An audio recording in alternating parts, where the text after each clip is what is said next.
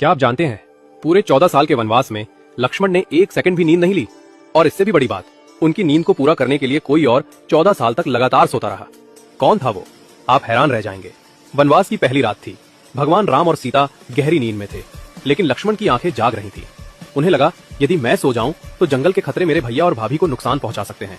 इसी समय निशाचर देवी निद्रा अवतरित हुई। उन्होंने कहा, लक्ष्मण, 14 वर्षों तक जागना किसी मानव के बस की बात नहीं। तुम्हें यह वरदान तभी मिलेगा जब कोई तुम्हारी नींद अपने ऊपर ले ले। लक्ष्मण ने पूछा, कौन करेगा यह बलिदान? निद्रा मुस्कुराई, तुम शेषनाग के अवतार हो और तुम्हारी पत्नी उर्मिला लक्ष्मी का स्वरूप, वो ही तुम्हारे हिस्से की नींद सो सकती है। उसी रात उर्मिला सो गई, लेकिन ये नींद सामान्य नहीं थी। ये लक्ष्मण की 14 साल की नींद थी।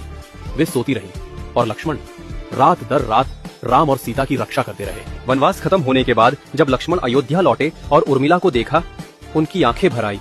उर्मिला ने आंखें खोली और 14 साल बाद पहली बार मुस्कुराई। लक्ष्मण ने कहा, तुम्हारे इस त्याग के बिना मैं इस धर्म को निभा ही नहीं पाता।